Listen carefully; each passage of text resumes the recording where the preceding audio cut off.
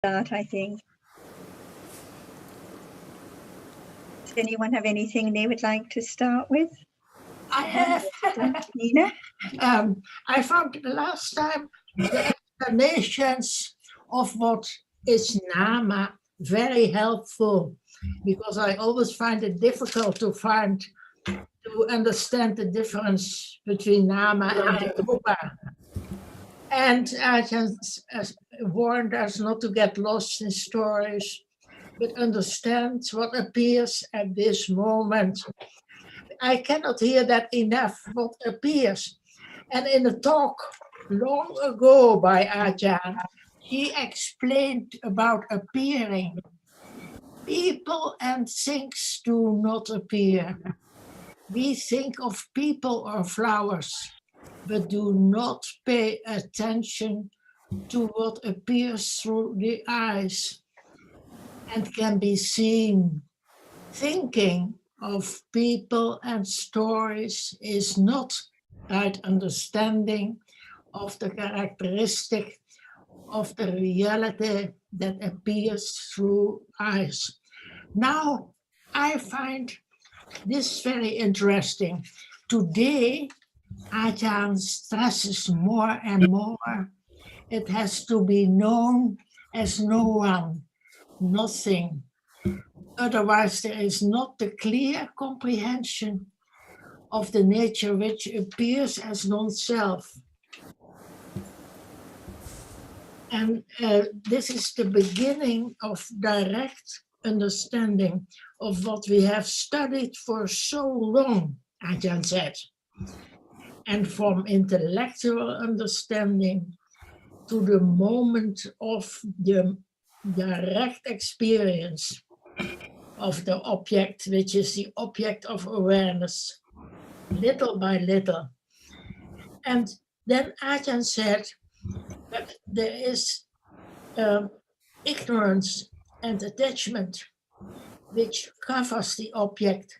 Attachment, he said, to the other objects which follow so rapidly as something permanent. And I think it is helpful if Ajahn could elaborate a little more on this. I think maybe she means the Sampatichana and Santirana Chitta and the Bhavanga Chittas are following. And I like to hear a little more on that. Can it appear now? Excuse me, what Can appears? Sampatichana appear? No, they don't appear. See, so we can understand the rapidity of the arising and falling away of realities. We just usually say everything arises and falls away in split seconds. But it has to be this moment, because from understanding the processes of what experience through different doorways, like seeing now, see how fast it is, because that characteristic which is seen cannot be anything at all. Is Jakku Pasata so very tiny? The Jakku Pasata, is it so very tiny? With space in between? How little it is. So that which can impinge on it has to be very small and very tiny so too. So it cannot be just the table or the flower or the chair impinged on the eye base, but that with it, the hardness and softness which can be seen is there, which impinged on the eye base, and it conditioned the process of experiencing that which is here now. Just imagine when it's there as it is, how very, very tiny it is. It cannot be taken for table and chair at all, right? That is a good reminder that it is very, very tiny. Mm-hmm. Yeah. And when it appears, not to the eye door process, but to the mind door, see, it's not exactly moment of seeing, because it's not the eye door sense. But after that, how rapidity it is from that moment of seeing, carry on to Sampatichana, Sandhya, and on, and Pavanka in between, and then thinking, and then experiencing, see?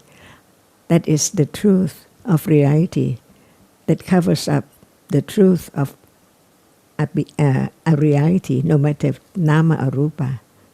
Even right now, at moment of touching now, there must be the reality which experiences softness or hardness. But we think it's so big enough, but actually very little which touch the body sense, see. We have to understand how little the body sense is. So when reality appears through one doorway, it's not as we usually take it for something at all. By then, it can eliminate the idea of self little by little, but not as keen enough as when it developed more to be vipassana jhana and higher vipassana jhana, very naturally. And that is the meaning of the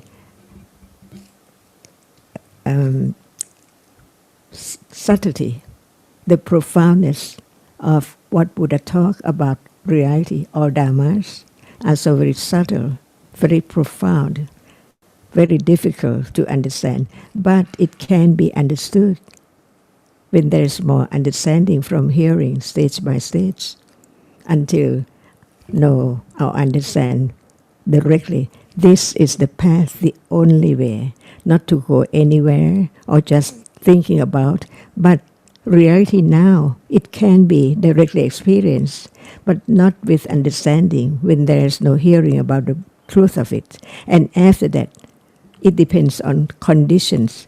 Is it enough for direct awareness and understanding of that begin to develop little by little? But it's not like as we take for people and things at all. So very little. And what about just a moment? See, when we talk about a moment, so many things now is seen, but in truth, just one moment of seeing, it cannot be anything like we used to take it when there is seeing. Can that be object of studying, considering wisely to understand the truth that it's not like the world which appears to ignorance at all? Otherwise, how can we understand what's meant by vipassana jhana or bhavana or intellectual understanding and the development of understanding until the object appears well? Just one word in Tipitaka, but it means well, not as something at all, but as it is. One doorway is very fast, very quick. What appears now, not just one moment, not just one process, many processes from one to one moment. And this is the subtlety, the profoundness of what Buddha taught about realities.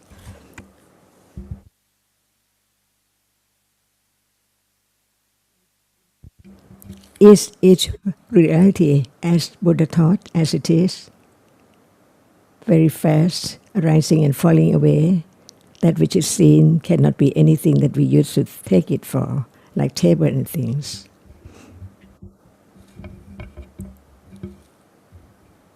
Otherwise, it is not subtle. It's not profound. But even that which appears as hardness, it arises and falls away. And how many kalapas? See? And imagine how great panya it is. Even it is the early vipassana jhana, not the high one yet. But it appears as it is. And it means that there are more. Not just one vipassana jhana, not the first or the second, more than that. Before it can really appear clear and clear as it is. wearing away the clinging to the self or something there until the anusya is completely eradicated, never to arise again in samsara.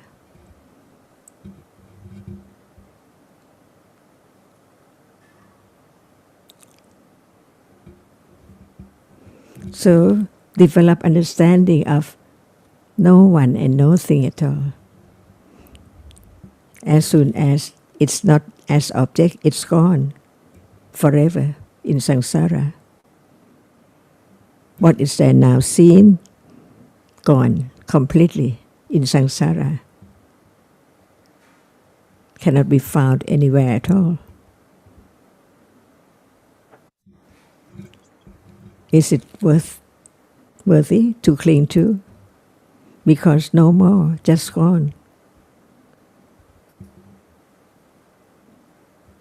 The present, after it has fallen away, is the past, and that which is future arises as now. Present, past, and future. The truth of whatever appearing now, no matter what it is, it has arisen and then fallen away in split seconds.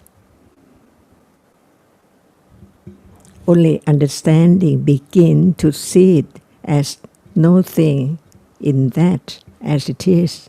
That which is seen can be seen only and then gone. And the seeing no more, just one moment. And then gone. Everything gone. Right now.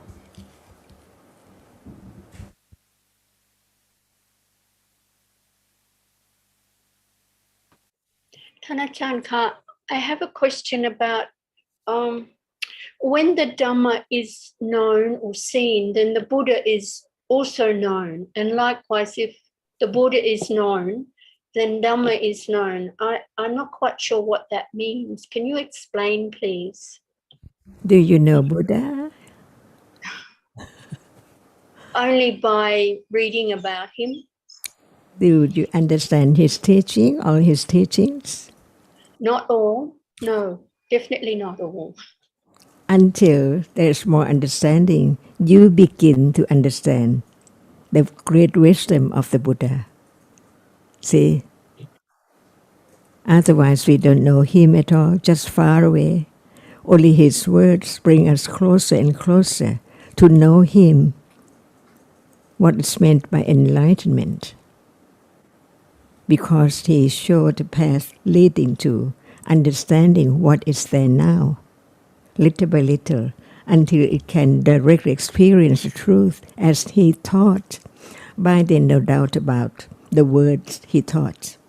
Just arise and falls away in split seconds. And what about nama and rupa? We heard about the definition of it. But now at this moment, is there no touching, hardness, seen, heard? They're all true, absolutely truth, absolutely Dhamma. But no understanding of that one by one yet. Because now they are together. But from hearing again and again, there can be the understanding of no self. Before there can be the actual moment of direct understanding with direct awareness. By conditions, no expectation at all. When will it be there? By conditions. It brings more confidence of the truth of no one, of just the word Dhamma as it is. And the more understanding, one begins to see and know the Buddha from his great wisdom, virtue, compassion.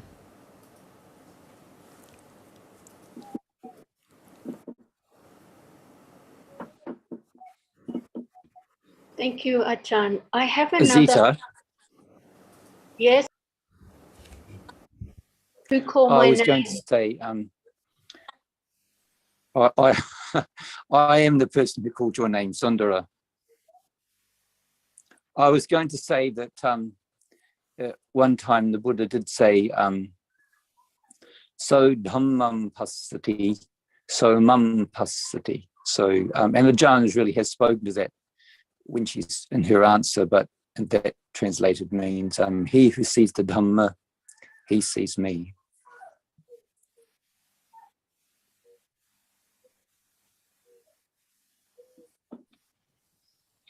Ajahn, I have another question, and this is actually in Thai, so pardon my Thai speech, but it says, Ying Ru Mark, Ying Mai Ru, Ying Mai Ru, Ying Ru Mark.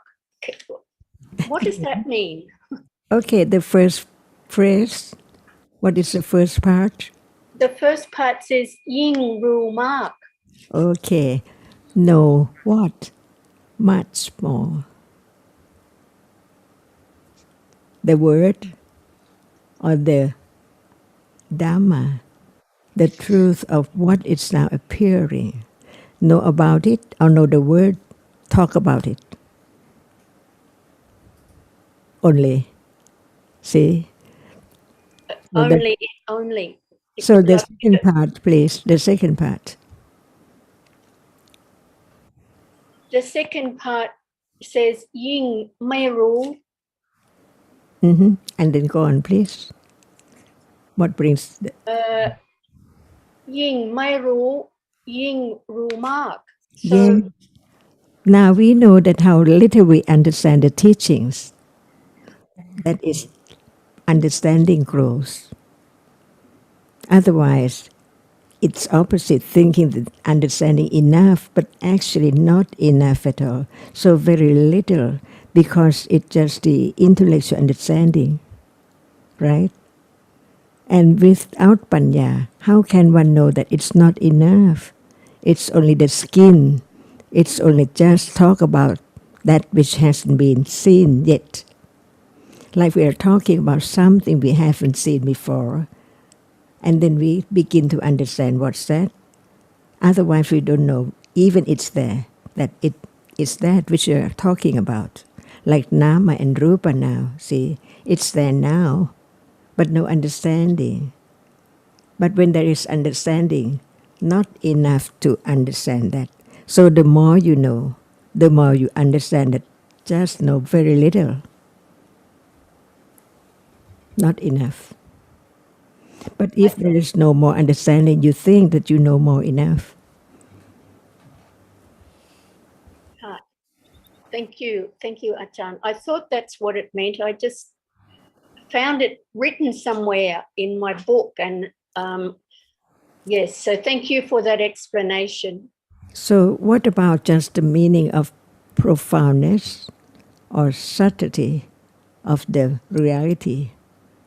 If we just talk about table and go somewhere to try to think that it's not me, is that subtle? Is that profound? The path is so very profound because it is the moment of understanding. From moment to moment, wearing away the clinging to the idea of self. And this is only the intellectual understanding, not understanding precisely, directly of what is now appearing yet. It depends, it has to depend on conditions. Even one tries so hard, no one can make sati to arise, no one can make panya to arise, wasting time and having more wrong understanding of self. So one knows that from morning up to now, there are so many things appearing from moment to moment, unknown. So how much ignorance? And when there's no understanding, ignorance is not me, it's I again. Of the five khandhas, the feeling is there, the sanya is there, and sankhara is there, and the citta, vijnana khandha is there, even right now, unknown. So how little it is. It has to be more than that. Until no doubt in daily life or adhamas, because it has been experienced directly, to apply it from that moment, that it has to be just exactly the same. At that moment, it is sati, not I, not me, because each word of the Buddha is talking about what is there now. For example, hiri, shame, see, at moment of not understanding the truth and know that it should be object of understanding, not by oneself, but by understanding the words of the Buddha clearer and clearer, little by little. And that is hiri, seeing the danger, the autappa, not understanding the truth of this moment. Because not understanding anything at all in life, and what about next life? More and more ignorance, which is great danger, because it brings more akusala.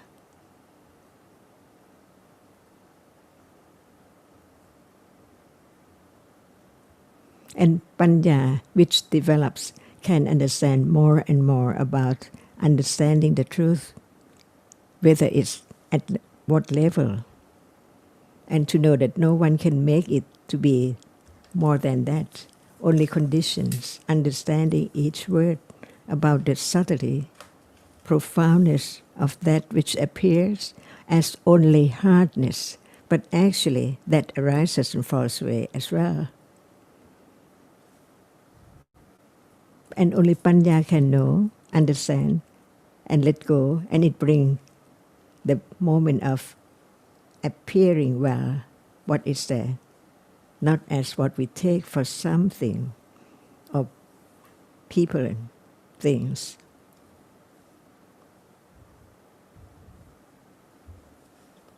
And I think with regard to the subtlety, what is heard or what is understood depends on the wise considering or understanding now. Because like Nina said, sometimes it seems there is a new emphasis, like Nina mentioned now, more of an emphasis on no seeing or no one. But actually, from the beginning, Ajahn has been stressing, the Buddha has always stressed that what is seen is just visible object, what is heard is just sound, but it may not have been apparent that what is being referred to is just that Dhamma that is seen, no thing, no one at all. So it may make more sense now, but actually that has always been the message. And it's the same when we read the Buddha's teachers, such as the point Azita mentioned, and which Sundra referred to, the one who sees the Dhamma sees the Buddha. And the more understanding there is of the Buddha. In the beginning, one might have thought of the Buddha as a person, but with understanding, it's clear that there never was a Buddha, there never is a Buddha, but those qualities that we refer to as the Buddha can be understood more and more as understanding develops. So it depends on the understanding at the moment, what is appreciated. What may seem like a new message isn't new, but it makes more sense because there is more understanding developing. And I have one question, Ajahn, talking about hiri and otapa, and the hiri, the shame of not understanding the truth or just pursuing lobha as usual. And did you just refer to otapa as understanding the danger? Could you say a little more about the distinction between hiri and otapa? Because you see that even it's there, it's not known like other jetasikas. Phassa is not known, even it's there. So at moment of kusala, without hiri, can it arise? Shame, to be ignorant, or akusala, see. And it's not yet seeing or understanding the danger of that which arises and falls away, see. Because it's not the exact moment which it appears as it is. It's just talking about the arising and falling away of seeing or hearing of citta and cetasikas. But the actual moment is not there yet. So at moment of understanding that which appears well as just arises and then falls away so very fast. Is it dangerous? Not Very at all. dangerous, Yeah. but not Mhm. really understood. But we know that because it falls away so instantly, Yeah. clinging immediately, so it's dangerous. Because now there is clinging to the body, one's body, right? So much. But it's not there at all. See, the danger is that it's not that which you take from my body or anything. It's only that which just pop up or arising and falling away instantly, so clear to panya, no word to talk about it because it's there as it is. So dangerous about that which arises and falls away. Whatever arises and falls away is so frightening. But we are frightened by things, the fire, and many things.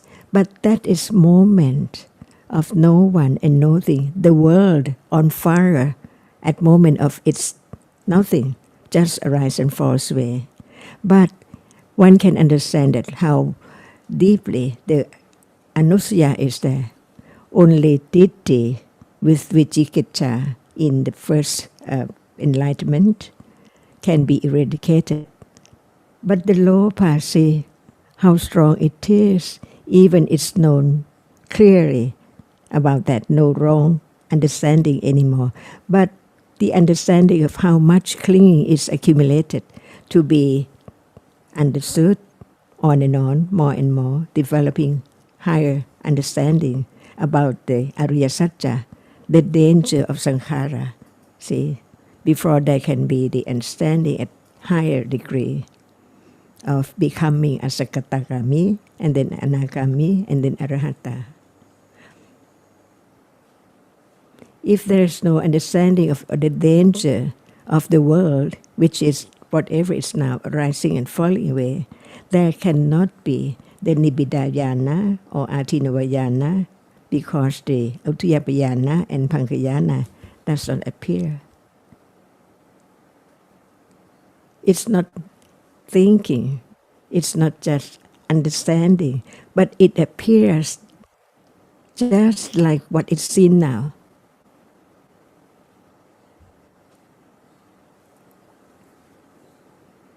Otherwise, the accumulation, the anusaya cannot be eradicated at all. So very deep. And it's now, see, covered up.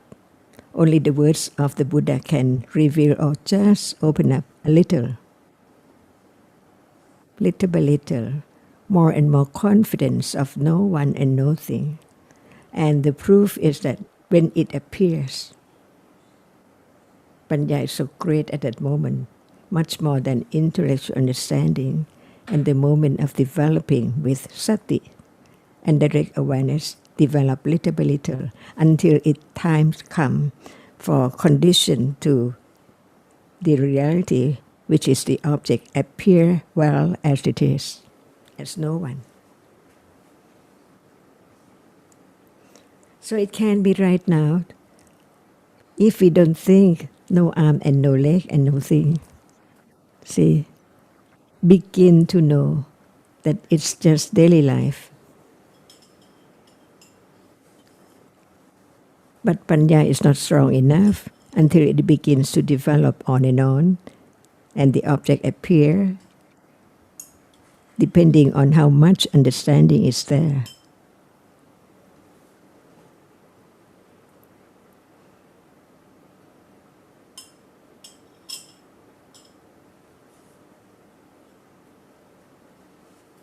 Tana Jangkap, in the Bahia Sutta, you were just reminding me, the Bahia Daruchirya, who thought he was Arahata, was encouraged by his person in a Dewa from a past life.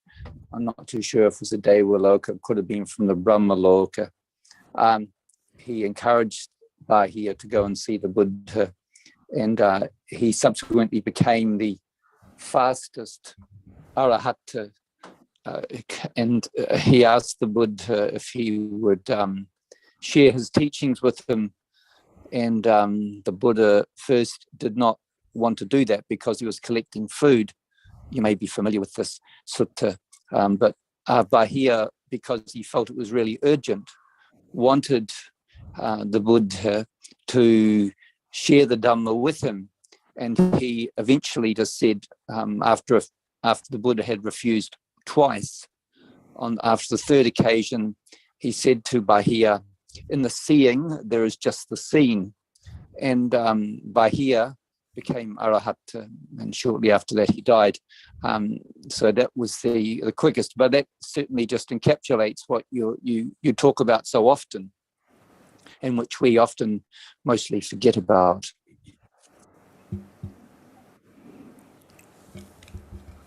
So it's just like now, depending on understanding only. For example, Citta experiences only one object at a time. Even this sentence, see how much understanding.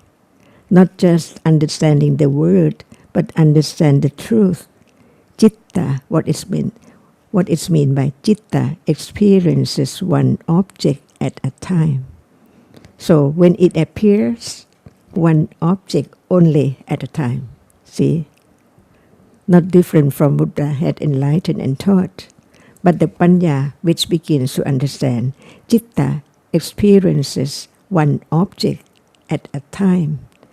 What is meant when it's there. Not just only word to be heard, but to understand that it's so true that when it arises, it appears an object at a time. And now it's not yet the moment when one object appears. So how much understanding of the explanation or definition of citta, that which experiences, arises, and experience only one object at a time. And Buddha also taught that even one moment of citta, or one object which is the object of a citta, cannot be known. And he taught about the process of seeing. See, what is seen has to be only that which can be seen, not the patavi or apo or anything at all, only that which is at the hardness or softness of Mahaputarupa. No idea about that, because that does not appear, but the understanding of that which appears as that which can be seen, only a moment. How can it be things and people? And the truth is that whether that can be directly experienced, if not, how can there be the eradication of anusaya? Even right now, no understanding of sanya, which remembers, no understanding of feeling, which remembers. But in order to eradicate the anusaya, everything which has been taken for self or thing has to be absolutely eradicated, completely.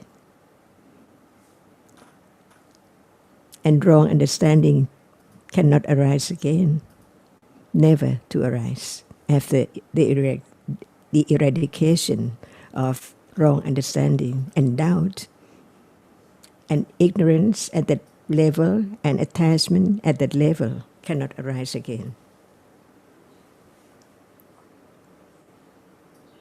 So imagine how great wisdom, what he taught is not all that he knew or directly experienced, just like few leaves in his hand, comparing to his wisdom, all leaves in the forest.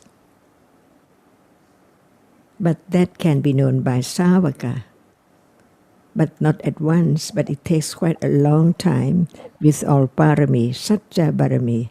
What about now? Does it appear just only one at a time? It means that the understanding of that which experiences is not clear yet until it appears. Nothing, only that which experiences one object at a time, but the panyati of that, the nimitta of that.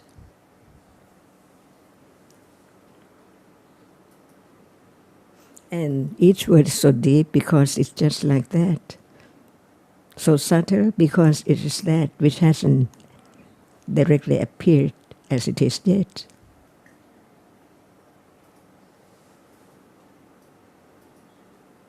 Otherwise, how can it be so subtle? Seeing now is very subtle. Hearing, sound, everything exactly the same because they arise and fall away in split second. But citta arises and falls faster than rupa, that's all. But who knows? All can be known by way of nimitta, the succession of that which can be known. Just one characteristic at a time. So when it's clear, just one object is there, not other object with it.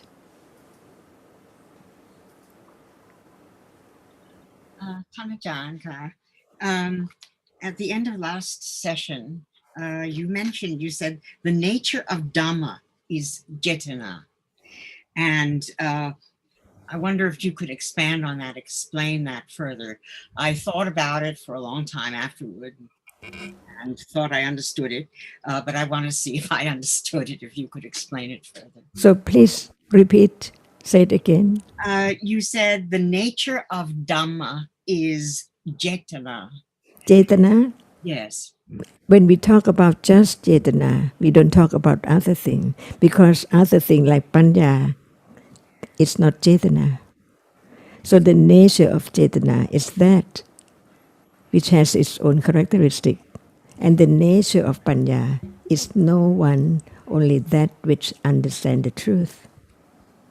Betty, I think at the very end of the last Saturday discussion, I think the discussion was about bhava and Just after that, the very last thing. And at the very end, and then Ajahn mentioned about the two kinds of bhava, kama bhava and upapati bhava. And her question was, what is the bhava of karma, or what is the characteristic of bhava? And the answer was cetana. Cetana is the reality. So I think the reference was to cetana as being the reality of karma. Oh, okay. All right. Not Dhamma, but karma. But karma, yes. But what I understood yesterday, not yesterday, last time after I thought about it for a long time, was that I guess the rising and falling away of reality is in a sense because it depends on on bhava, the will to be, or if you can call it the will to be. All right. So because of ignorance, there's this will to be. We rising always. We like it. We don't like it. Constant rising and falling away of realities. That's how I understood it.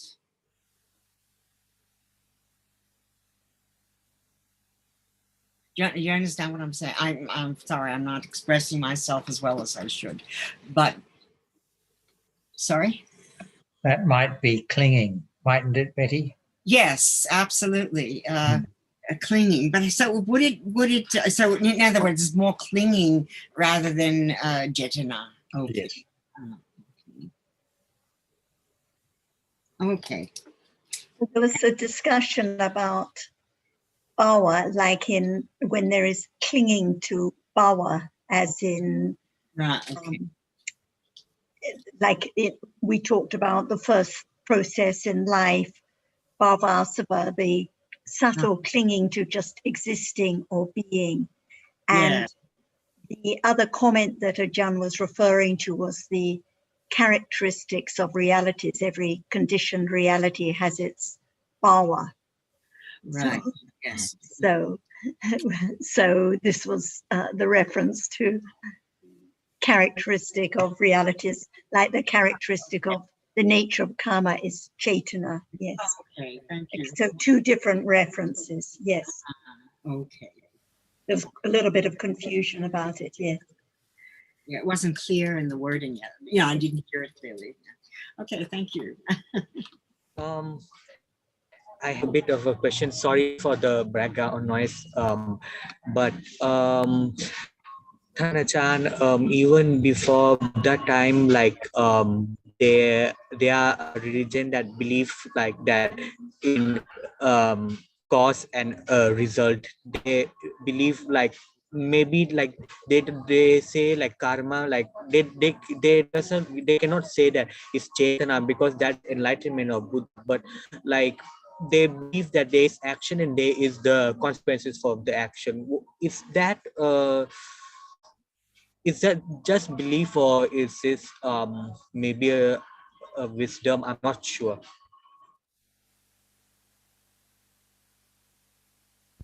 I think that when we talk about any word of the Buddha, there should be the understanding of what is there.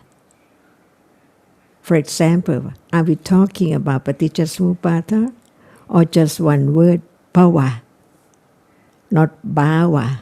See, two words, bhava and bhava. Bhava, there are two, kamma bhava and upatti bhava. Is that right? By way of Paticcasamuppada. But bhava is the nature of reality. It has its own bhava or characteristic. But we don't mean by way of Paticcasamuppada because we talk about the bhava of all realities. It has its own bhava. But when we talk about kamma bhava, short kamma bhava, and upatti bhava, for Paticcasamuppada, there are three connections: past and future and present, and present to future. Like when we talk avijja, even each moment there must be avijja. But is it avijja in the past or avijja in the present? And this present avijja will become the past for the future life, and so on. That's why we have to understand what we are talking about in what topic. For example, when we talk about avijja, which conditions sankhara by way of Paticcasamuppada, akusala or pisankhara, or kusala punya pisankhara, anencha pisankhara, we have to understand the difference of all these, which means from sankhara, avijja condition sankhara, and sankhara condition what? The kusala kamma, apunyapi sankhara, and punyapi sankhara, and anenchapi sankhara are all different levels of cetana, which will condition birth of life. When we talk about the past condition, it conditions the present life. And when we talk what are there in present life, the kamma bhava, it will condition upatti bhava, next life, chati again.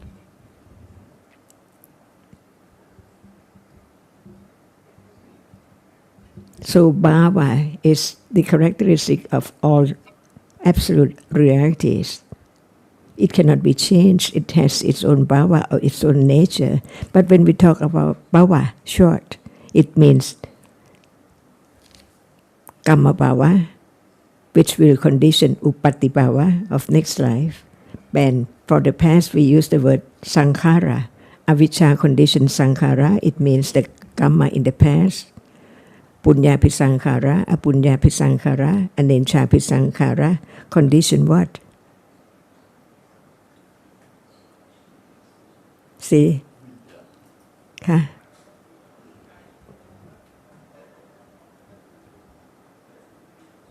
See, we use the word vijnana, see, which means birth. Without sankhara, can there be birth? Avijja condition sankhara, sankhara condition vijnana, and vijnana condition what? By different conditions. That's why from one word we can understand more and more, but we have to understand what it's meant there. And in the other subject or topic like Paticcasamuppada, when we talk about bhava, it means the present, kamma, will condition upatibhava of next life, which is chati. And what continue on from then is just like this life. Past condition present and present condition future.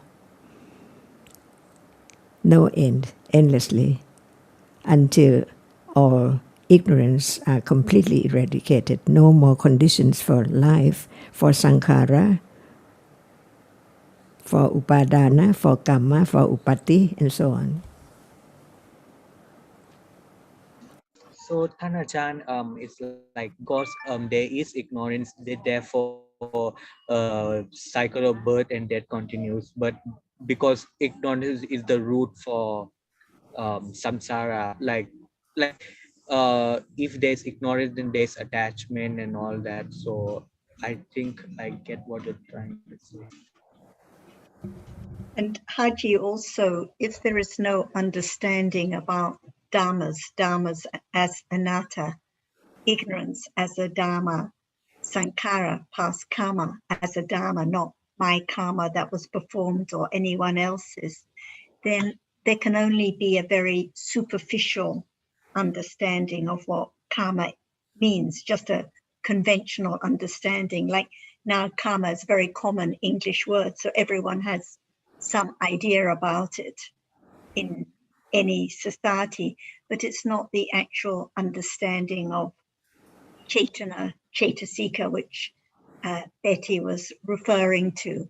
It's just the conventional idea of karma, but still the idea of someone's karma that brings results, so on. So without the understanding of dhammas as anattas taught by the Buddha, there cannot actually be a developing understanding of the reality of karma. I understand because the teaching of reality is only Buddha from his enlightenment.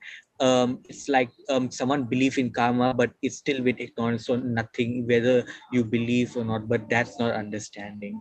So I think many people will say cause and result, and what you do brings results, but it's still the idea of what I am doing bringing results, or what they are doing. It's not the understanding of dhammas. It doesn't lead to any detachment from what is conditioned, and it doesn't lead to any understanding of the danger of realities that arise and fall away. So it's only when it's the understanding of dhammas that karma or any other reality can truly be understood. yeah, because sorry for the noise. Because like other religion also they believe in cycle of birth and but that's still not understanding. It's more of like a belief. Anybody can believe, but the only person who can teach to understand is Buddha. It's still the cycle of my birth and my death and my past karma and my future lives. So it's not any hiri or shame of not understanding the reality as anatta. So, Buddha didn't teach belief. He didn't tell his listeners to believe in this or that. So only what can be verified is to be known is confidence. There's no belief other than what can be directly known.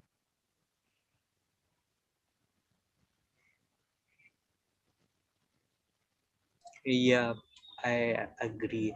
Like Buddha, before there's hearing, there's seeing, hearing, smelling, tasting of a body sense and mind.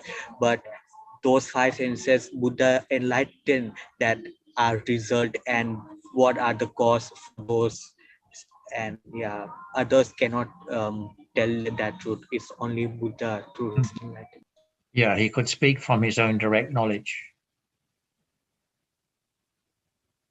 And so, Betty, the point at the very end of the last discussion, just in brief, was we read about how clinging, strong clinging, conditions karma, and as we know, the karma is Chaitana Chaitasika.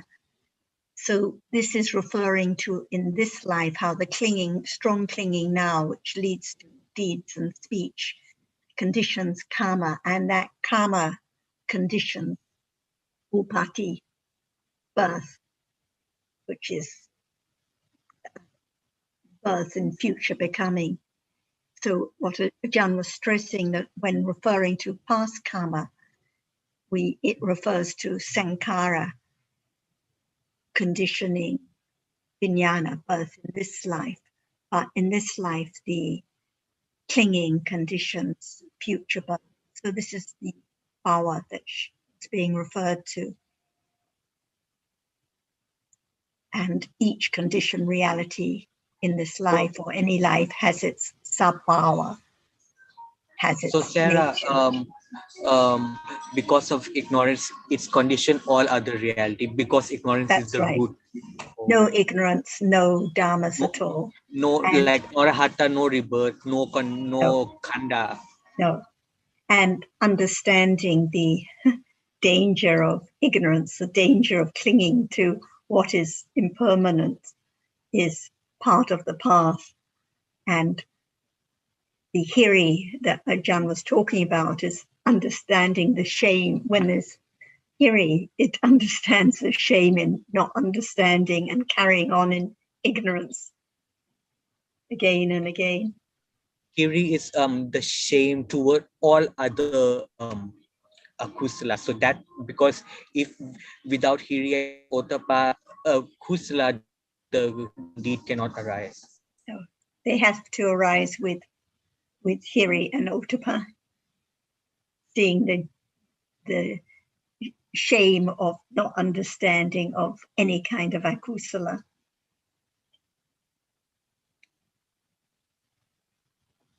I thought it was interesting, if you don't mind me saying, Haji, 2 or 3 weeks ago when you got a little agitated, and we all get agitated at times, of course, and there was an outburst, and some of us were saying, well, of course, what is it one gets so upset about? Because in truth, it's not the other person, it's only sound heard. But Ajahn stressed the point that it's very dangerous. And perhaps you would like to add a little more. So I think referring to not seeing the shame in akusala, and when the akusala is strong enough that it leads to an outburst, it's dangerous because that habit is accumulated on and on. But perhaps, Ajahn, you may say a little bit more about the danger of akusala. Is akusala good, wholesome? See, what is not wholesome is dangerous. Can we say that? Depending on the degree of that. Yes. It's a malopa. It's so natural, like now. See? That's why it's not easy to understand lopa, because it's always hidden. Lurks all the time, any situation, anywhere, it's there.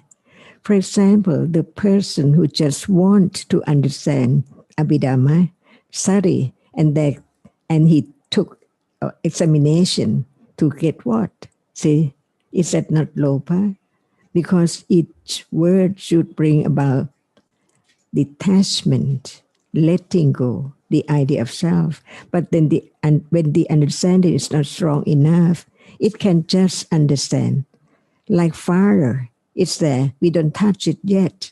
How can we know it's so dangerous? The heat. But when it's so little, just touch softly, slightly, there's no understanding of the danger of it enough.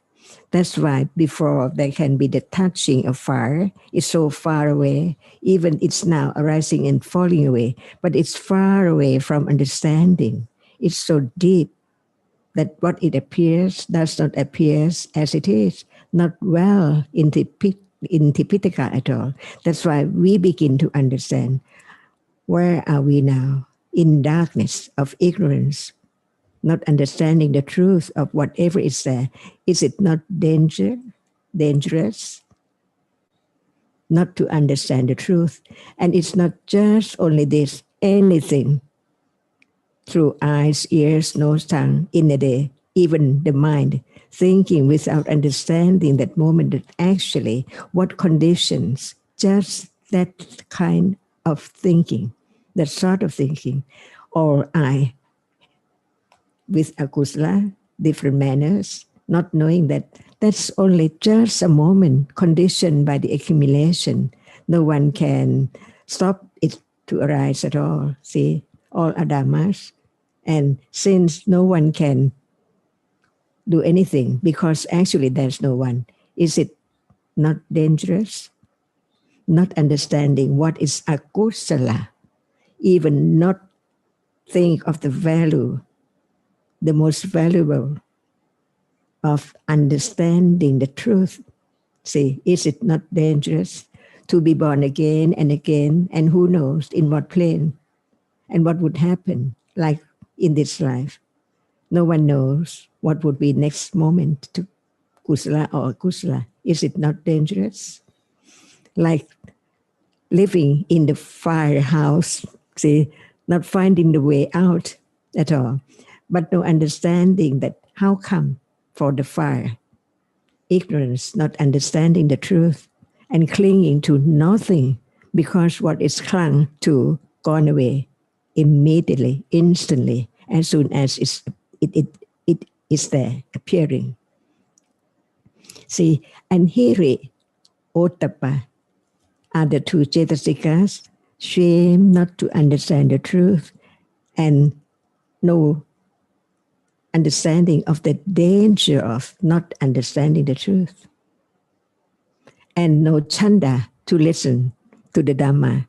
So how can there be more understanding without chanda? See, all Dhammas are there unknown until Buddha taught, one of each as it is, not self at all. The beginning of to have confidence of the truth, which has been accumulated little by little. So it conditioned moment of seeing the benefit, the precious moment of understanding. Because without this moment of understanding, how can there be more and stronger understanding later? Just one moment is so very precious. Opposite of not seeing the danger of not understanding.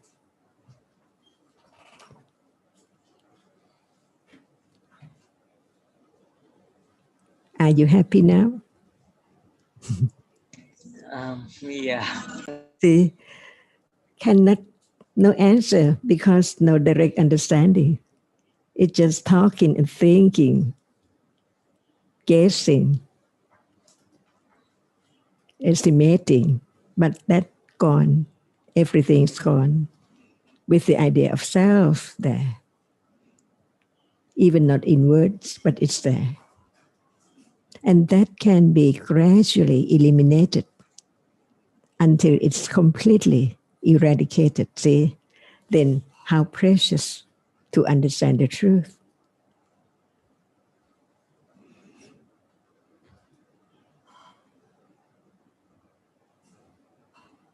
I think it's really helpful to be reminded of the danger of not understanding the truth, the danger of akusala, and furthermore, the danger of all conditioned realities. Otherwise, it's really very helpful indeed. Otherwise, we just talk about hiri and ottappa.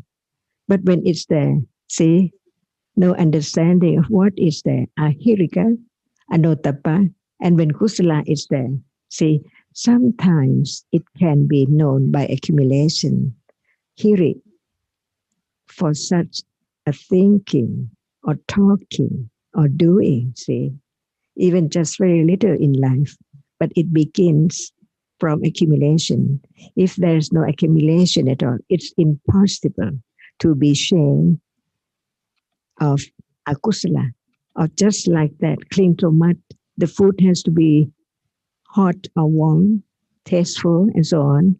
What about just a moment wanting and then no more at all in samsara? What form? before there can be the realization of what one has experienced in the past are not there now. So what about today? It is just like yesterday or 10 years ago, not more, completely gone, even right now, beginning to understand the senses of being, living, keep on, seeing, hearing, thinking, and then gone, everything. Uncontrollable, no one, no thing. Just absolute dhammas, the bhava which has to be conditioned to be. And this is life.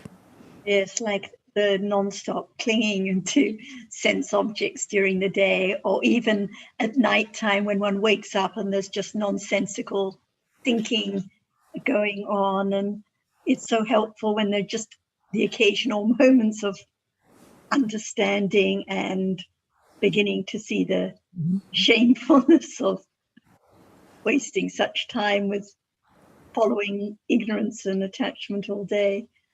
So it's like waking up for a moment and then as usual. But it's very helpful to have such reminders.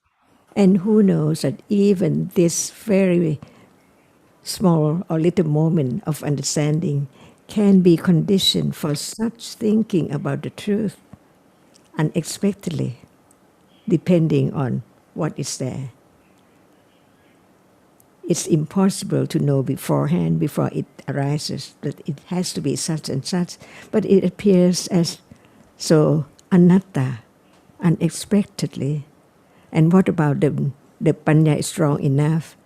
What is there can be directly experienced unexpectedly. Everything has to be anatta, unexpected, to have more confidence so that it can letting go the idea of self unexpectedly by conditions, understanding of this moment.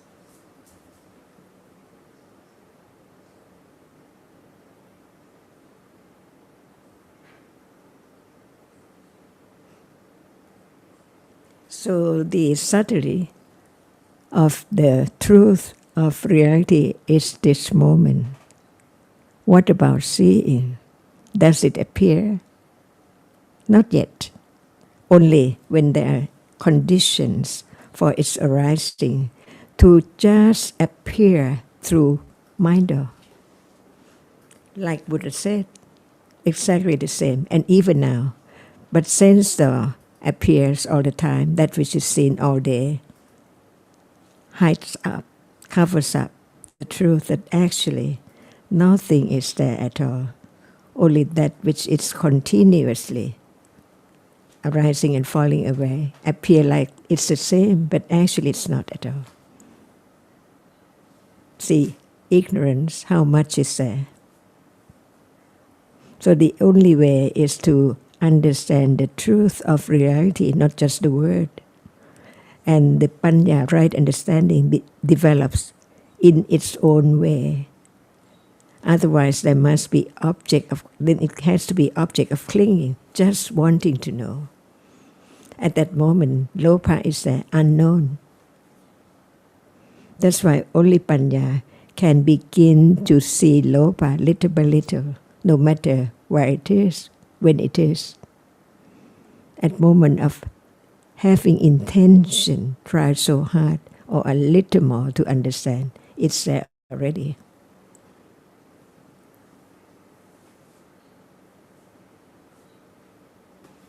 This is to understand that their enemy as it's not friend at all.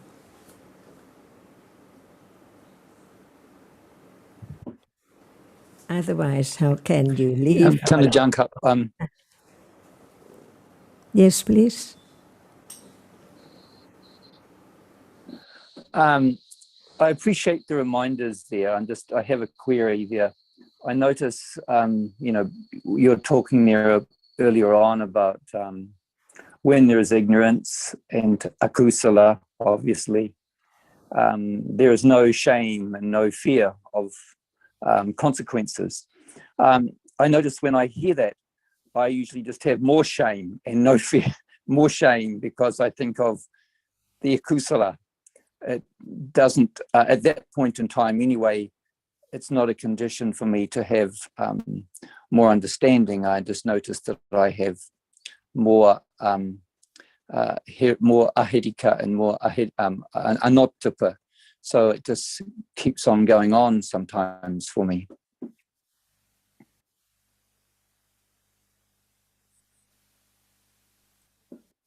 And consider the truth as no one. Even right now, it can be conditioned to conditioned moment of thinking and then moment of direct understanding with direct awareness by conditions. And each moment is conditioned for the next moment and future moments. So you're saying, Tanajan, really that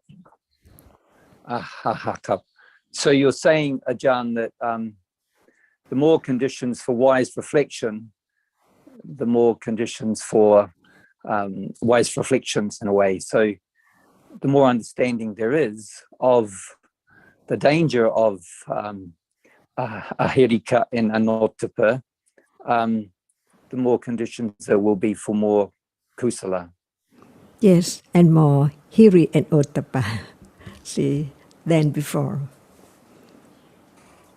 And also, I think the point was that we hear about hearing ottappa, as you mentioned, and at that time, the opposite, there's maybe regret about akusala or more akusala arising, but even those moments are anatta, arising by conditions, so there can be understanding even then, because it has to be like that. It can't be any other way.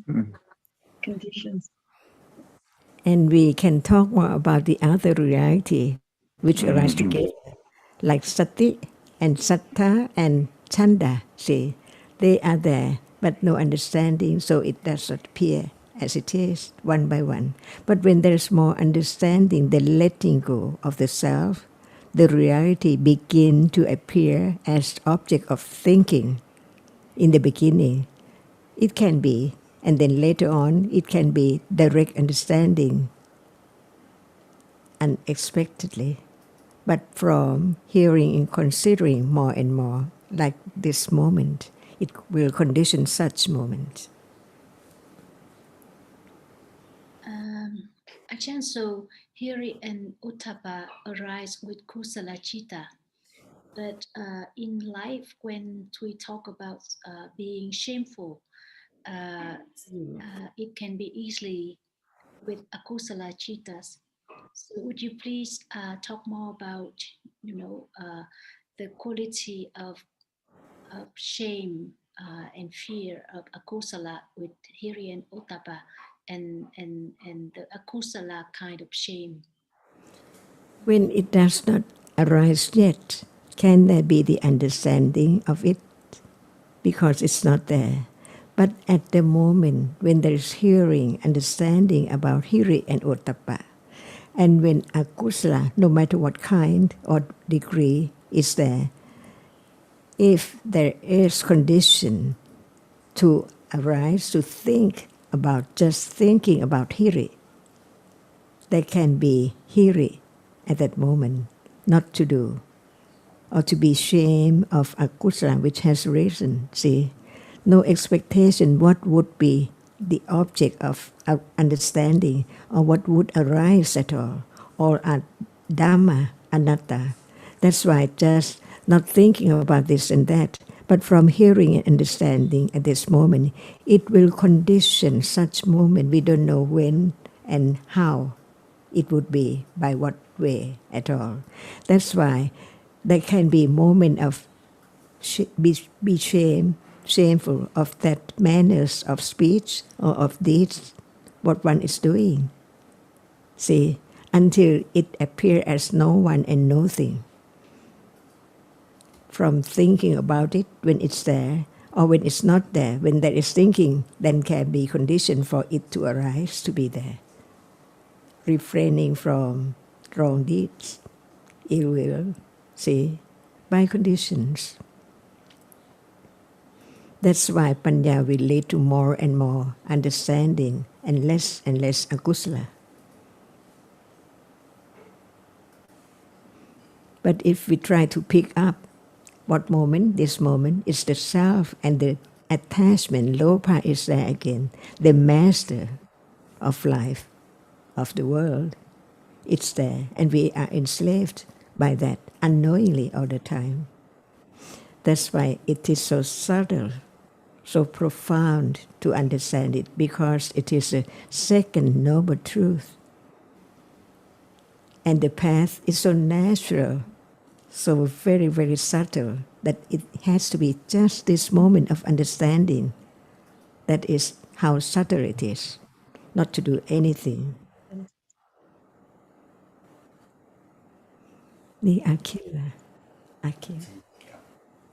I think, Tan, that the conventional ideas of being shameful and fear are usually dosa mulacitas, usually thinking with fear or shame about wrongdoing, so nothing to do with the wholesome quality of hiri, which sees how shameful the attachment is, or the wrong view is, or the speaking harshly, for example. So it doesn't arise with any dosa, but with equanimity and understanding. And understanding the danger of akusala is quite different from fear or what we associate with fear. So it's like the opposite of what we think conventionally, or conventional ideas about these terms. Right. And but when talking about understanding the danger of akusala, is it understanding or is it something else? Because then it would be like the function of panya, right? So when there's panya at that moment, there is hiri and ottappa, there is knowing of the shame and the danger of akusala. So different realities, but they arise together. There's hiri and ottappa with or without understanding. So at a moment of metta, there has to be hiri and ottappa. Hiri understands the shame of having akusala at that moment. Sees the Sarah, shame of akusala. I think moment of wholesome deed, they hiri and ottappa is shame of unwholesomeness. That's so right. that moment is wholesome. Yeah, and unwholesome moment because there is no shame of unwholesomeness of. So that's why it can be. So when it's any kind of akusala, there's no shame, no understanding of the danger of akusala. Like when following one's lobha as usual, there can be moments of seeing the shame of just following lobha as usual. At those moments of kusala, it's calm and there is hiri and ottappa for a moment. Different from the lack of shame when at the moments of lobha. It can successfully be akusala because lack of shame, of lack of unwholesomeness. That's right. In order to be wholesomeness. Akusala. Whenever any kind of akusala arises, any attachment, any ignorance, any wrong view, there's no hiri and ottappa, no seeing the shame or the danger of that akusala. Which actually happen all the time. Yes, all the time. And the stronger the akusala, when it's strong enough that it conditions bad deeds and speech, then there's even more ahirika and anottappa, the opposite of the most shame. strength ahirika and anottappa is because they have shameless, no shame of bad deed. That's why it can be akusala each moment. And that's the following the Visama Loba as opposed to the ordinary Loba, which Ajahn was referring to.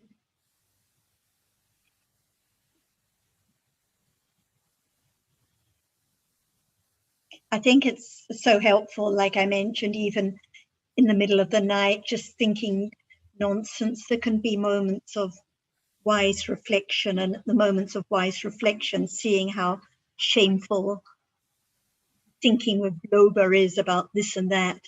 Even those brief moments, there is Hiri and Otapa for a moment. So gradually it can be understood more and more at those times, any time like now. Because of more panya, develop little by little, its own way. So Sarah, can I ask you a question, please? Yes, yes. Hi, Tam Tam. So even in the bad dream, you know, when you're dreaming, you have such a bad dream. So that means we have no shame, no fear. No shame at all those akusala moments. Even in a dream. Even in a dream, it's akusala thinking. Just like now, when there's having bad thoughts or thinking about what one will be having to eat afterwards, just following, clinging as usual. No shame at those moments. It has to be shameful in be akusala because it's shameful in bad, in unwholesomeness, and when kusala is because there's a shame in unwholesome. And then when one wakes up after the bad dream and still thinking about it, still no shame, but when one realizes it's just a fantasy, it's just a dream, and it's just a different reality. In those moments, there can be seeing the shame in just pursuing the loba or the thinking and the stories as usual. And it has to be back to this moment, like even when Ajahn was talking about the danger of conditioned reality. And I appreciated it so much. The moments of wise considering, and then clinging to the story, clinging to what has been heard. No shame again at those moments. So even now in a Dhamma discussion, so many moments of clinging, so little Hiri and Otapa. And this is the true study of Dhamma. See? It has to be at this moment. Because Dhamma is there now. It's not far away at all. It's there but covered up. And the words of the Buddha brings about the understanding, which from having more panya, more shame. See? Because seeing the danger of akusala. And we learn about any word, it's now. No matter what we are talking about, like chanda, see, there is chanda to listen, to consider, to understand. The precious moment of understanding the truth as not self. Because the more there is the understanding of shame, it will bring about not me, not I at all. It's only that characteristic which show up as it is, as just a conditioned reality. Why not before, but at that very moment, by conditions?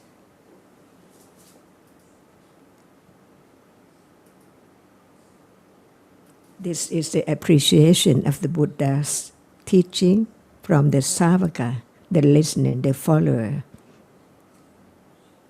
Not just reading and just thinking about the word, but not about what is there now. It's according to what is heard.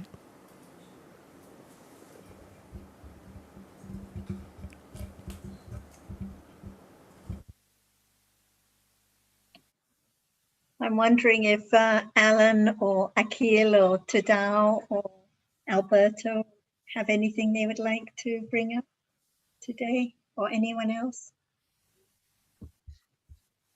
Sarah, I read that the Vipassanayanas, the higher level of Vipassana, that appearance is described as terror. The appearance of a reality is described as terror. And maybe that means the same as danger. I mean, would you like to explain a bit more about terror? I think there is the Can understanding. Sarah, sorry, can I just jumping in? Yes. Go ahead. I was just going to say, I think sometimes, Alan, it's to do with translations. I think the word there talking is bhaya, which is fear, which I guess can be translated as terror. But there is an understanding of the fear or the danger inherent in the rising and falling away of realities. And Ajahn has been speaking a little bit about that today, in a sense, because sometimes we can get tangled up by these different English translations sometimes, not necessarily, but they can give us an idea. But because when we think of terror, usually, or being terrified, we usually think of being, that's usually definitely a kusala, has to be dosa normally. And that certainly is not what's being referred to in vipassana jnana. There is an understanding of the inherent danger in the nature of samsara and the reality that's presently arising. And that understanding must be kusala, and there will not be any dosa or any or being terrified at that particular moment. So I think it's often a matter of translation, but as we know, again and again, that it's not so much the word we use, or we can know Pali, but that doesn't really make a great deal of difference necessarily. It'll always depend upon our understanding, and as Ajahn and others keep reminding us that there needs to be a development of an understanding of the present moment, rather than kind of thinking about a story, which I know I'm inclined to do. I think we all do, I guess, to a lesser or greater extent. So I think I'll just leave it at that for the moment. I just perhaps just on Tam's point there also, this translation of hiri and ottappa is relating to being shameful of a kusala and having no fear of consequences. I think you can get into we can get similarly tangled with these concepts, because I would understand, in my understanding of them, yes, they're often called, we can understand in terms of the Dhamma, they're often called the twin pillars that support the world, that hold the world up. But if we have got, and I think they can be quite subtle. I mean, I think Ajahn has talked to us before, how many of us can understand directly the nature of hiri or ottappa? They're not realities that normally pop up in our daily life, but I think, as Ajahn was saying, with the growth of understanding, it will lead on to that bhaya, that level, bhaya jnana, or bhaya, I think I forget the exact Pali word, Sarah may know that, which was relating to one of the vipassana jnanas there, but it will always be to do with panya, definitely when that arises. I think we could say it's like the understanding of the fearfulness of realities, or the danger of realities, why they're so fearful, because there has already been the direct understanding of their rising and falling away. So what arises and falls away is the object of clinging again and again, like Ajahn said, is like fire on one's head. It's so dangerous. So it's the understanding of the fearfulness, not being fearful or anything like that. Yeah. And I think the former meaning of shame was just to recognize the wrongness of something, because we still have the expression shameless, or a person who has no shame means they have no scruples about differentiating between right and wrong, rather than it's different from the feeling of being ashamed as we use the term more commonly today. Sarah, can I please ask about the English term? Yeah, I think that's a good point.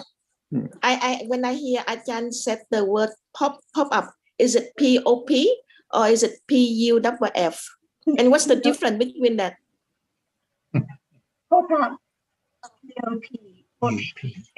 What she's pop up two words. P-O-P. P-O-P, yes. So she's referring to when the panya, the direct panya, understands what appears very clearly, and it arises unexpectedly any time to directly understand what is experienced now, no matter its shamelessness or seeing or hearing or dosa or any other reality unexpectedly. This is what is being referred to as pop-up.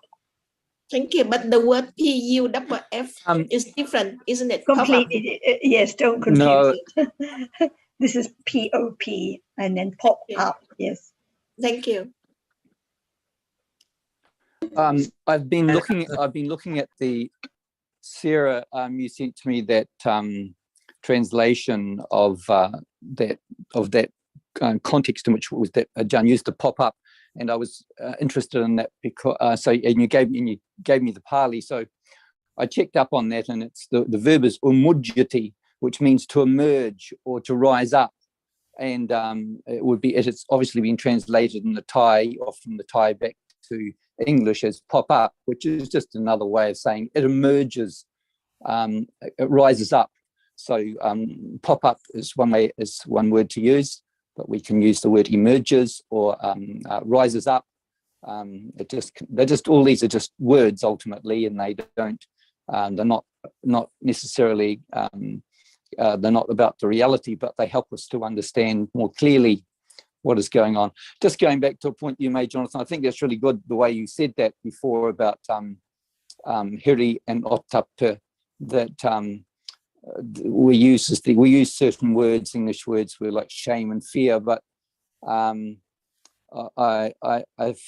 feel that doesn't really adequately convey it, but nothing ultimately, words never do ultimately, but I like the way you express that. It's like somebody who has got no moral scruples or no moral their behavior is and this can be very subtle, of course, and as Ajahn was alluding to about ways of speech and modes of conduct which are improper in the view of a wise person. So sometimes these words like shame and fear and terror, they may not be so helpful, but ultimately if there's no understanding of the Dhamma as it applies to the present moment, then all these words won't be very helpful, even if they are the right words. Yes, so shame can also mean a feeling of what is right, what is wrong, rather than the bad feeling of having done something wrong. Can John, the and sense, I would like of right and wrong. John, I think I get what you're trying to say. When they shameful, that is shameful with dosa. There has to be arhirika and anotapa. It's not shameful to be shame in akusala. Yeah. I checked in the I think it's Nyanatiloka's Pali Buddhist dictionary today, and I found it helpful the way they described it. It's what we're talking about, but they described it hiri as moral shame, and ahiri as moral dread. And just a minute, am I saying that right? Yeah, and I found that describing it that way helped.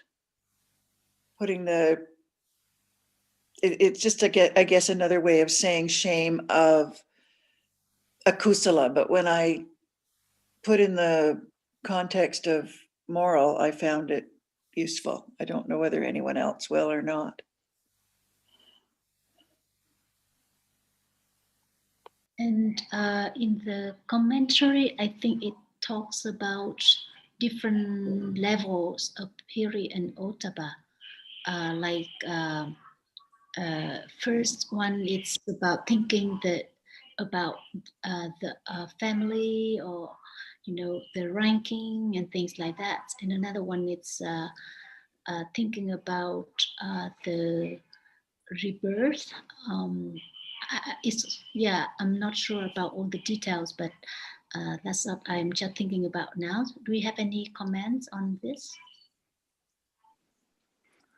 Well, I mean, to that, I mean, I'm sure others would like to comment, but I'm thinking that there'd be so, like what Jonathan alluded to before, you know, these things can be very subtle, very, very, very subtle. And the more understanding that's developed, the more understanding there will be of the subtlety, as Ajahn has pointed out, Tam. But there will be also many quite gross levels of ahirika and anotapa, you know, right up to, you know, doing really heinous, you know, crimes, or what's known as garuka kamma, right down to the very, very subtle levels of attachment that appeal. So everything in between, it has many, many, many different shades and many different colors, because as we know, they're what's called these akusala cetasikas arise with every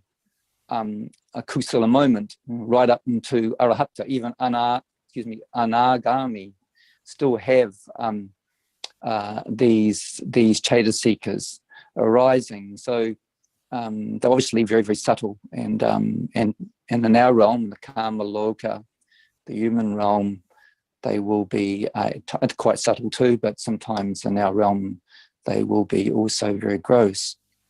And Dhamma, I think those things you mentioned, that is family, reputation, and rebirth in heavenly realm or something like that, they can be the subject of kusala thinking. Because, for example, the heavenly planes are one of the subjects of contemplation and development of samatha. So I think they're intended to, obviously, to be kusala context, even though we may, when we think of doing something because of, just to say, you know, not doing something because it would bring a bad name on the family, for example, is probably just kusala and clinging, but it can be the subject of kusala reflection also. So that's what's intended, I think, when those references are given. That's a very good point, John. Thanks.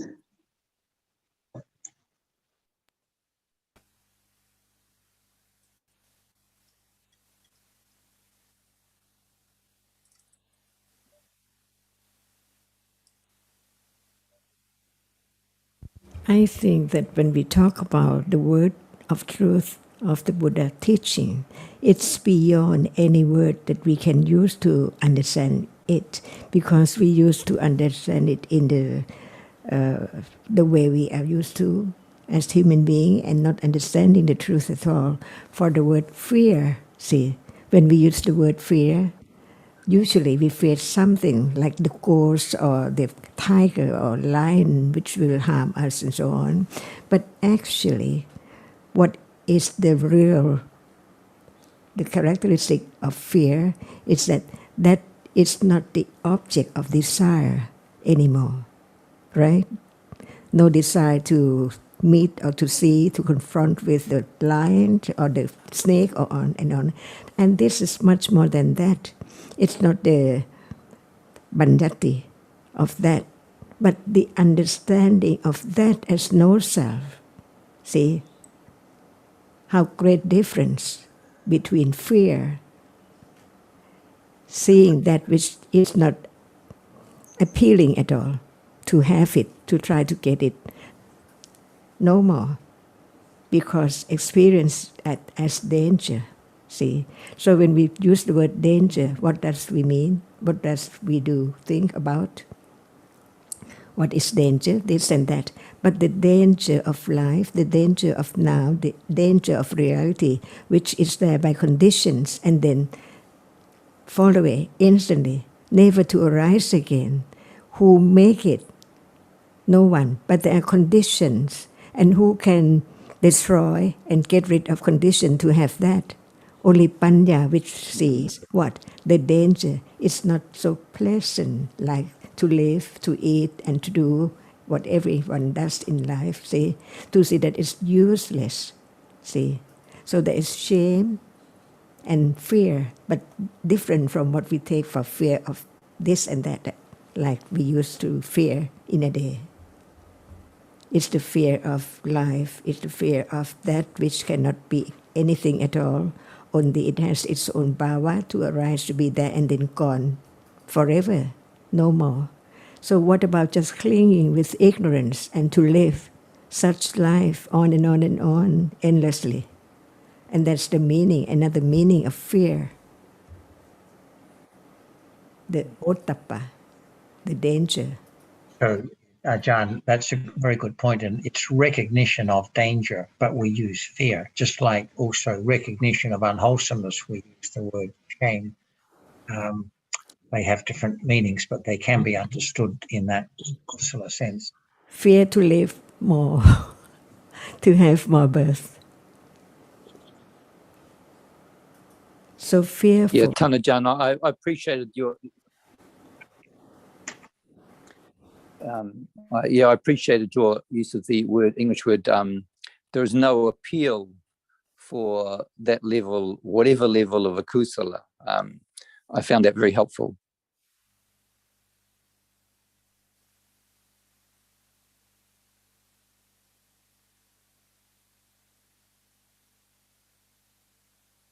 People fear to be born in hell, right? But not fear to be born in other plane like Deva and Brahma, see? To see the danger, what for? Why keep on arising and falling away endlessly? So it has to be the very I remember Tanajan. To fear of that which... Yeah, I remember Tanajan. There was... Please continue, Ajahn. Please continue, Ajahn.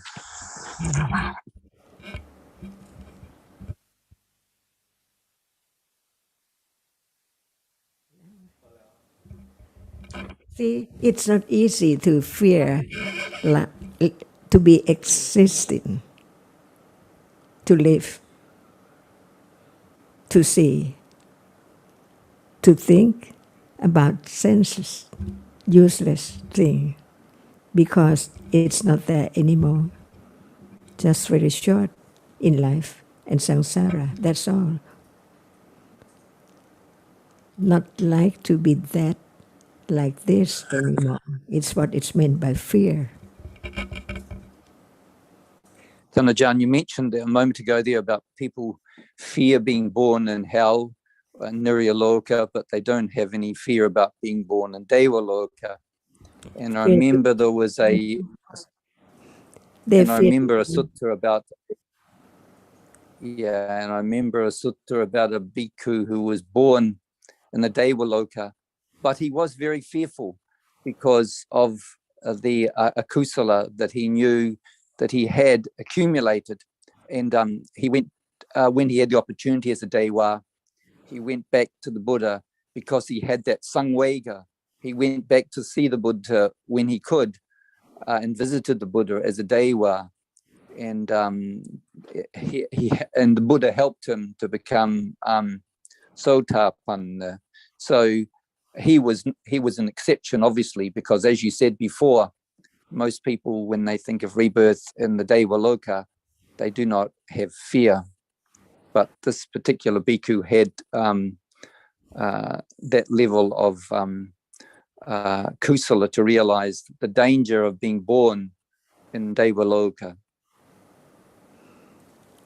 Does anyone like to work hard? All day, all night, non-stop? See? And life is just like that.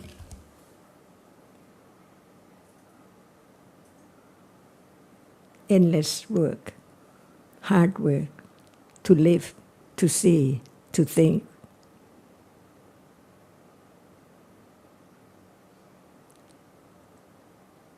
No rest at all. Even bhavanka performs its function.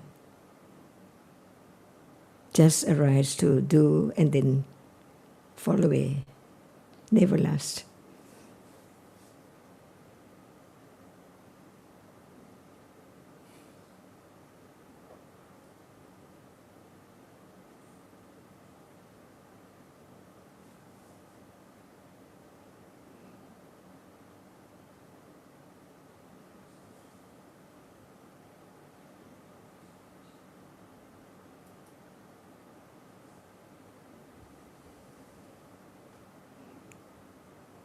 Does anyone fear to have good things?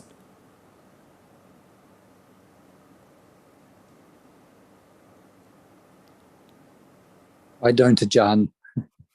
See, when one does not fear to have good things, that person does not fear to be born again and again and again. Just like good things, but it's gone forever. So we can see, Tanajan, that ahirika and anottapa can be very subtle. That's why all dhammas are subtle, because they cannot be taken for anything or anyone at all. No people, no things.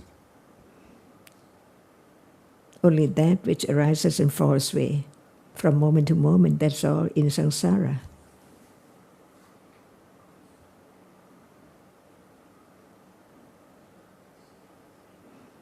That's why the Arahata does not like to have hard work to do at all anymore. Just work to end this life, that's all. To see, to hear, non-stop. And then gone, both that which is experienced and that which experienced.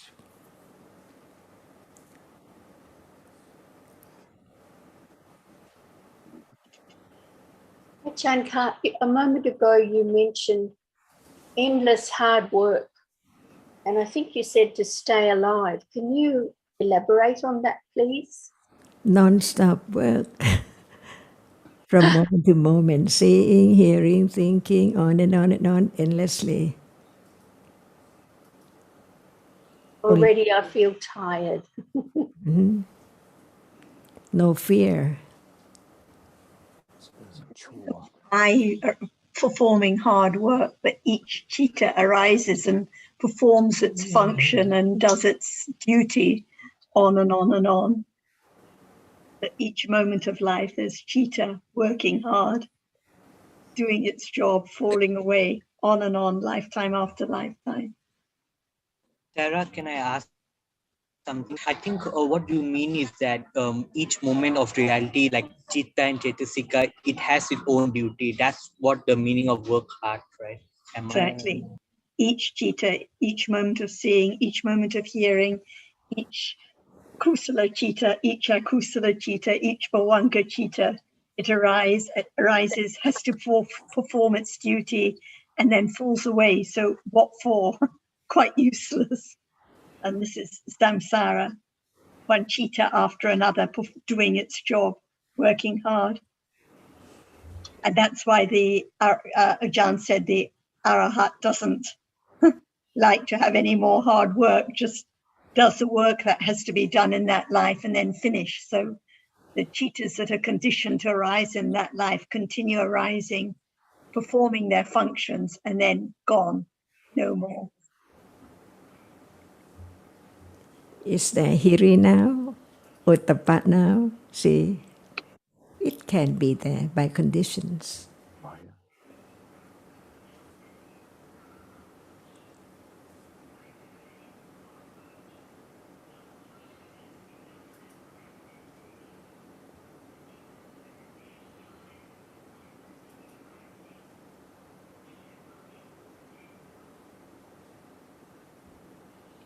Akhil, I'm glad to see you from India. Is there anything you would like to ask about or anything that is not clear?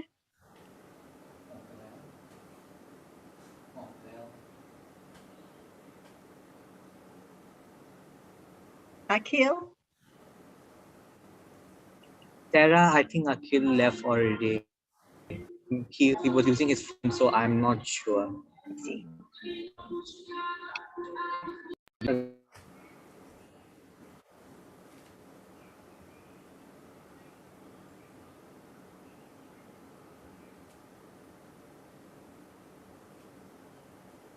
I'd like to go back to that hard work thing. You know, when there's a lot of thinking and it just endlessly on and on. So if Panya does pop up or ping, to mention Alan's word, would Panya be aware of the crazy thinking, or is it just any object? Panya would know any object. Does anyone select to experience such and such object now? Or it's there by conditions? By conditions, Always unexpectedly, but the Panya does not understand the way it is unexpectedly all the time, because it's not the Panya which understands reality as not self yet. But when it's there as no one, only that which arises to work, see, and then finish and then gone. So just one moment is not so hard, but not one at all. So many, uncounted, cannot be counted how much is there from moment to moment. Is it hard enough? Just that? Just arise to do and then gone. What about not doing, not arising at all? Is it better? I think so, yes. Beginning to see the danger of arising and falling away by conditions non-stop.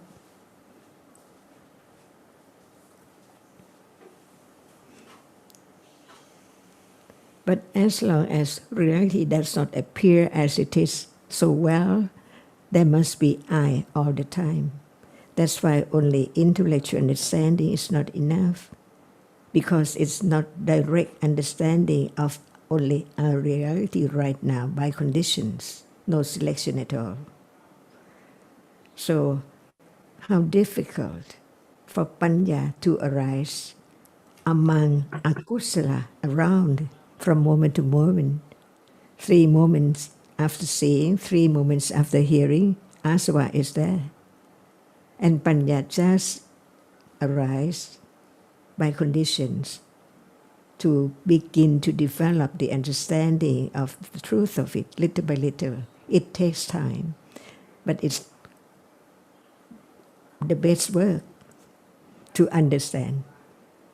See, with Hiri and Ottappa and Chanda and all other wholesome Citasikas, we begin to understand one by one. For example, now we understand the Hiri and Ottappa, the shame of so many akusala at that very moment, whether it arises and it is shameful or not, depending on conditions. But it begins to understand that it's so shameful to be akusala, even just very little.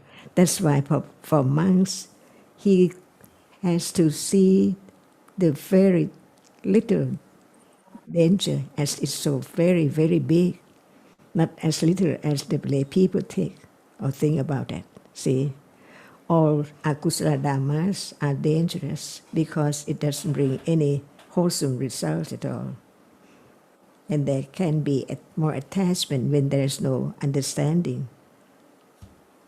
Impossible to get away from the cage of ignorance, of samsara, and so dark without understanding of what is what as it is. It's just like live in the dream world. But the truth is the moment when Panya wakes up and understands what is what, to see that it's useless to just for that to arise and fall away and never to arise again. What is the use of that, to arise and fall away? uncontrollable by conditions. So we learn about each reality at a time, like chanda, the interest to understand the truth. That's why we hear, listen, thinking about the truth, consider it by conditions. When there's no hearing about the truth at all, no condition to think, even just think about the truth. But when there are enough conditions, even at moment of eating, walking, buying, doing anything, there can be a moment of thinking first about that, not the moment of direct awareness and direct understanding yet, because it has to go developing little by little from no thinking about it at all in a day, and there are conditions to think of it. Sometimes we don't know when, at moment of liking or disliking, or softness or hardness. Now, see, all can be object of understanding, but depending on the individual's accumulation, no expectation, until it's ripe enough or full enough for the object to appear as it is, to the developed understanding, to understand what is meant by pariyatti, patipatti, and pativeda, different degrees of understanding, different world, from the world of everything into the world of nothing. Only one reality is the object. That's why it's so clear, no word about it, because it just like see it thoroughly, all sides around, that it is that, only that, the experiences, that which experience cannot have any shape or form to take it for something at all. And it experiences that characteristic which experiences show up as it's only nothing but experiences only, one at a time, by nimitta, as the nimitta of a reality, not of I or thing at all. That's why there can be more understanding and confidence of whatever is experienced as no thing in it.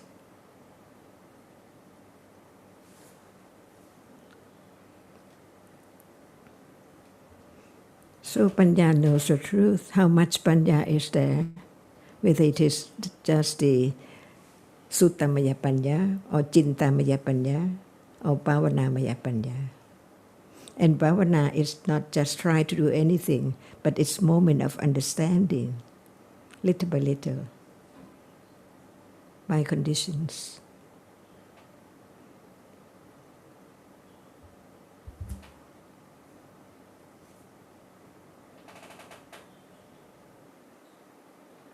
Ellen, I was just thinking too about that question you asked earlier on about terrifying or terror, and sort of it kind of does tie in with what we're talking about today. That at that level of vipassana jnana, the person understands the terrifying nature of samsara. So it's just another way. But of course, that would be a condition for panya, or sometimes that the synonym for panya is samvega, the urgency to develop understanding or more understanding by conditions. So we can read that word terrifying, but it's our understanding of, it's the understanding at that level of panya that samsara is terrifying, truly terrifying, which Ajahn always points us to, and we, because of the lack of our own understanding, we do not see it that way. Panya begins to develop little by little until it's strong enough, keen enough to let go. If there's no letting go at all, it's impossible for reality to appear well, because it is as it is, but no understanding at all. So how can it appear as it is?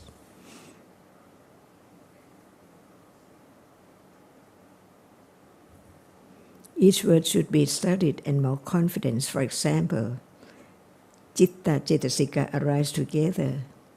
But what is there? When it's anger or attachment, no word, but from intellectual understanding, it's not Citta, because it doesn't have the function of being the chief of experiencing the object, because it likes or it hates, see, different bhava, different characteristic. That's why we know that they are not the same.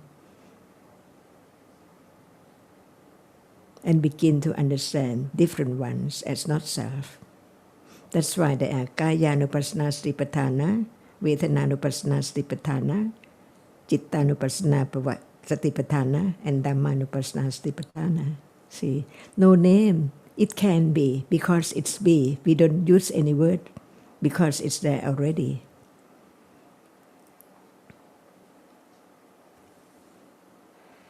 Like you say, it has to be the understanding of the truth about the reality, not the word itself. Otherwise, we get lost in the story of the word and forget about what appears now. So it's so helpful to be reminded. Thank you, Ajahn. Yes, thank you very much, Ajahn. Yeah, precious words that you pass on to us. Thank you so much. Very helpful. ยินดีค่ะ Sawadika. Bye, everyone. Thank you สวัสดีครับอาจารย์ Next time. บ๊ายบาย สวัสดีครับอาจารย์ครับ วันนี้คุณโรเบร์โตค่ะอิตาเลียน คนอิ Thank ตา you. ลี